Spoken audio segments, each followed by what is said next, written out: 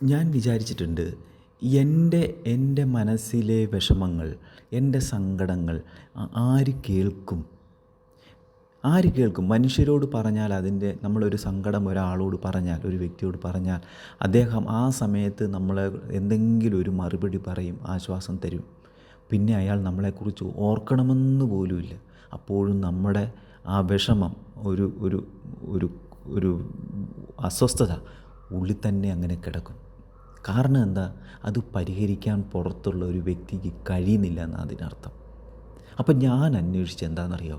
സത്യസന്ധമായിട്ട് ഞാൻ അന്വേഷിച്ചത് രാത്രിയിൽ, പാതിരാത്രികളിൽ ഇരുന്നിട്ട് ഞാൻ എന്നോട് തന്നെ ചോദിച്ചു, ഈ പ്രപഞ്ചത്തിൽ, ഈ വലിയൊരു ഇരുട്ടിൽ, ഈ സ്പേസിൽ, ഈ ഭൂമിയിൽ ആരെങ്കിലും ഉണ്ടോ എൻ്റെ ഈ വിഷമത്തെ ഒന്ന് കണ്ട് മറുപടി പറയാൻ? ആരെങ്കിലും ഉണ്ടോ?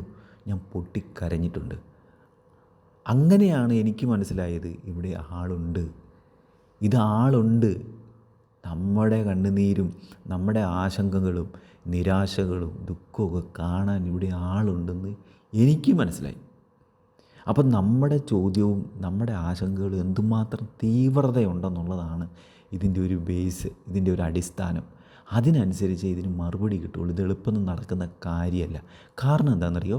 നമ്മുടെ മനസ്സ് മുഴുവനും വിഷമാണ്, പൂർണ്ണമായ വിഷമാണ്. സർപ്പത്തെക്കാളും വിഷമാണ് നമ്മുടെ മനസ്സിനുള്ളിൽ. അത് മറ്റുള്ളവരെ ഉപദ്രവിക്കുവാനും മറ്റുള്ള ജീവികളെ ഇല്ലാതാക്കുവാനുമുള്ള വിഷം. ആ വിഷം ഉള്ളിൽ എന്തുമാത്രം ഉണ്ടോ, നമ്മൾ ഈ പറയുന്ന ചോദ്യങ്ങൾക്കൊന്നും ഉത്തരം കിട്ടില്ല. നമ്മൾ നിരാശയിലും ദുഃഖത്തിലും ജീവിക്കാവുന്നേ ഉള്ളൂ.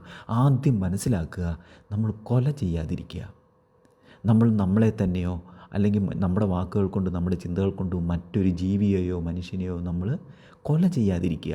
ഇങ്ങനെ സ്റ്റെപ്പ് ബൈ സ്റ്റെപ്പായിട്ടൊരു 5 കാര്യങ്ങളുണ്ട്. ആ 5 കാര്യങ്ങൾ പിന്നീടാണ് എനിക്ക് മനസ്സിലായത്. ഞാൻ പഠിച്ചു കഴിഞ്ഞപ്പോഴാണ് എനിക്ക് മനസ്സിലായത് ഇങ്ങനെയുള്ള 5 കാര്യങ്ങൾ, മറ്റൊരു 5 കാര്യങ്ങൾ കൂടിയുണ്ട്. അങ്ങനെ 10 വിഷയങ്ങൾ നമ്മൾ പൂർണ്ണമായിട്ട് നമ്മൾ നടപ്പിലാക്കണം. നമ്മുടെ ശരീരത്തിൽ നമുക്ക് തന്നെ ഉള്ളല്ലോ, നമുക്ക് വേറൊരാളുടെ ആവശ്യമില്ലല്ലോ ഇത് പറഞ്ഞ് ബോധിപ്പിക്കാനൊന്നും. നമ്മൾ തന്നെ 10 വിഷയങ്ങൾ നമ്മൾ പൂർണ്ണമായിട്ട് അംഗീകരിച്ച് ഡെഡിക്കേറ്റ് ചെയ്ത് അതിലൂടെ അർപ്പണബോധത്തോടെ നിരന്തരമായ ശ്രമമുണ്ടെങ്കിൽ ഉണ്ടല്ലോ, പ്രപഞ്ചം വിളി കേൾക്കും.